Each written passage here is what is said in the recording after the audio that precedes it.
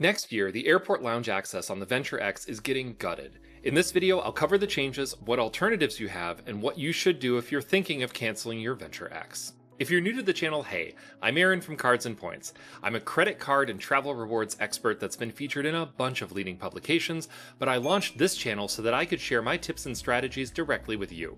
Now let's talk about what's changing with the Venture X. Starting February 1st, 2026, Capital One is making two major changes to the airport lounge access benefits on the Venture X. First, free lounge access for authorized user cards is going away. If you want to give your authorized users lounge access, that is now going to cost $125 per person per year. Second, you'll be charged a fee for any guests that you or your authorized users bring into the lounge. Starting February 1st, bringing a guest into a Priority Pass lounge will cost $35 per guest per visit, and it will cost $45 per guest per visit to bring a guest into a Capital One lounge. Now, Capital One is going to let you earn the ability to bring two guests into the Capital One lounge for free. You just need to spend $75,000 on your card in a calendar year. But that will only get you free guests in the Capital One lounges. Your Priority Pass lounge guests will still cost $35 each. Yes, there are a few exceptions to this, like you can get children into the Capital One lounges for $25 each, but the bottom line is that free lounge access for guests is largely going away. Okay, so with all of these changes to lounge access, what's staying the same? Well, other than lounge access, the core of the Capital One Venture X is remaining the same. You'll still get 2 points per dollar on most purchases, plus 10 points per dollar on hotels and car rentals booked through Capital One Travel. You'll still get $300 of Capital One travel credits per year. The card still offers the same points transfer partners, and it still has the same set of travel insurance benefits. But if the lounge access was the large part of your value calculation, then it might be time to reevaluate if the Venture X is the right card for you.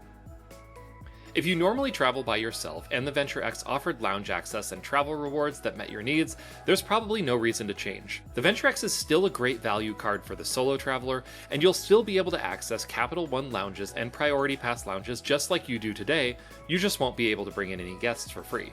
But if guest access wasn't part of your value calculation, then the Venture X is providing just as much value to you in the future as it does today. Now, if you're a travel rewards enthusiast with several cards, the value proposition of the Venture X probably hasn't changed that much. If you're deep into the travel rewards game, you're likely to have multiple premium credit cards that offer Priority Pass lounge access, and there's a good chance that one of those other cards offers guest access, so make sure that you look into that before you change anything up. But if a big part of the Venture X's value for you was the guest access into airport lounges, let's take a look at the alternatives. The Chase Sapphire Reserve is probably the most obvious alternative to the Venture X. With the Sapphire Reserve, you'll get access to both Priority Pass and Chase Sapphire airport lounges for you and up to 2 people traveling with you. When you add authorized users to your account for $75 per year each, they'll also get access for themselves and 2 guests, even when they're traveling on their own. Now, the card costs $550 per year, but it does offer some interesting perks. Like the Venture X, the Sapphire Preferred offers a $300 annual travel credit, but the Sapphire Reserves credit applies automatically to most travel purchases you charge to your card, not just the things that you purchase through the travel portal. You'll also get similar numbers of points when you book your travel through Chase's portal as you do when booking through Capital One Travel with the Venture X. But the Sapphire Reserve gives you more points for general travel purchases as well. And the Chase Ultimate Rewards ecosystem offers an overall set of travel redemption options that are, frankly, easier to get great value from than the Venture X travel partners. Going all in on the Chase ecosystem can be a great choice if you want travel rewards, but it's far from the only option. The Bank of America Premium Rewards Elite credit card isn't talked about much, but it might offer one of the most powerful Priority Pass memberships available. The card's annual fee is $550, and what's unique about the Premium Rewards Elite is that you'll get 4 Priority Pass memberships that you can give to anyone without needing to make them credit card authorized users. And although Bank of America doesn't offer up the details of the Priority Pass membership on its website, reports from Reddit and elsewhere seem to indicate that these 4 Priority Pass memberships actually include unlimited guests. So if you want to share Priority Pass with up to 4 people, and you don't want to give those people the ability to make purchases on your account, then the Premium Rewards card could be a good choice. But what makes the Bank of America credit card really interesting is Bank of America's relationship banking program, Preferred Rewards. With Bank of America Preferred Rewards, you can get up to a 75% bonus on the number of points that you earn with the card when you have at least $100,000 on deposit with Bank of America or invested through Merrill. This turns the card's 2 points per dollar on travel and dining into 3.5 points per dollar, and the card's 1.5 points per dollar everywhere else into 2.62 points. Add to that the card's 20% discount on airfares booked with points, and the card bests the Chase Sapphire Reserve if you're looking to redeem your points for airline tickets through the bank's portal. Another less talked about option for lounge access is the HSBC Elite credit card. This $450 a year card offers a priority pass lounge membership with 2 guests to both you as the primary card member and your authorized users, and you can add authorized users to this card for free. The card earns points that can be redeemed for travel or cashback, and interestingly it offers 5 points per dollar on flights, hotels, and car rentals, plus 2 points on dining. And, like the Chase Sapphire Reserve, you can redeem your points through the bank's travel portal for 1.5 cents of travel each. When you start adding up the numbers, that means that you're getting an effective 7.5% toward travel on many of your general travel purchases when you redeem through HSBC's portal. Now, HSBC makes you jump through some hoops to get its credit card. You'll need to have a checking account with the bank to be eligible to even apply. But despite the hoops, the HSBC Elite might be the new best value premium travel credit card currently available.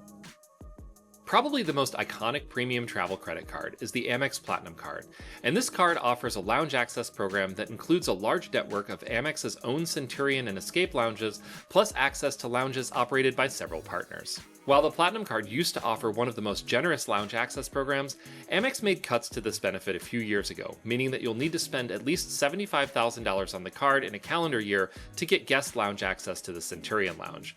But the card still allows you to bring 2 guests with you into the Priority Pass lounges, even if you don't spend that $75K.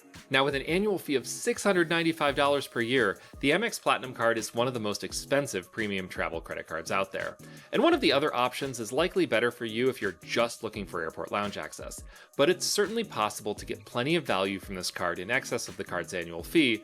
You'll just have to jump through some hoops, like going after the card's myriad statement credits. Finally, I want to talk about the Citi AAdvantage Executive World Elite MasterCard. This card costs $595 a year, and it offers a full Admirals Club membership.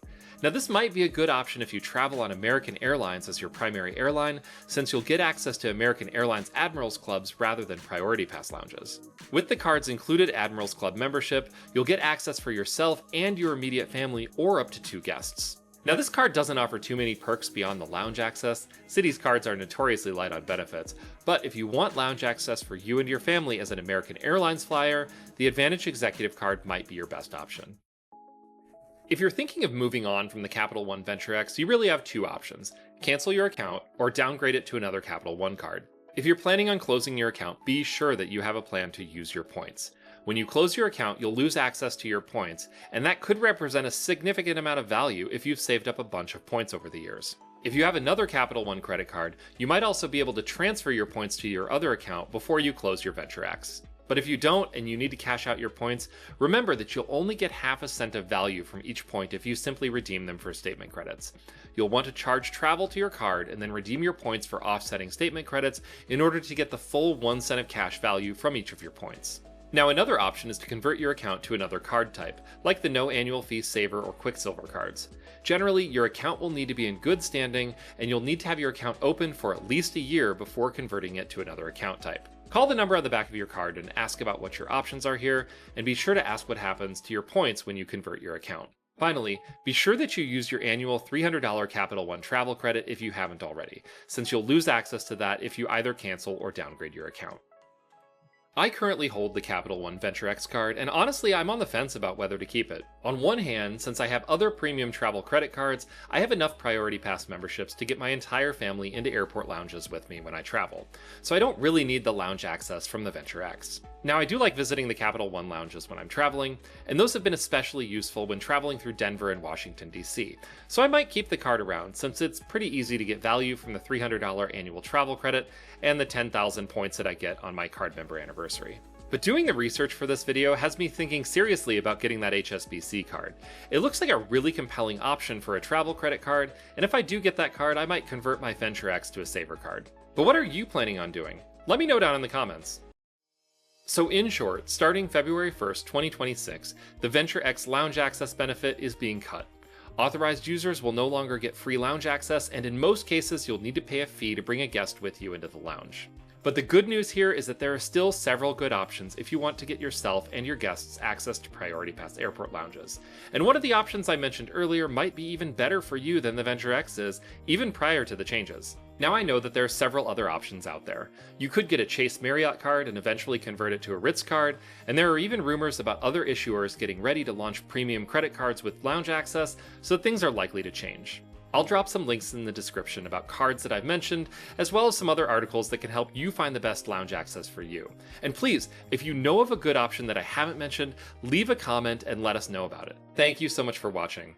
If you love credit card and travel rewards, hit that subscribe button. Check out these other videos, and I will see you again soon.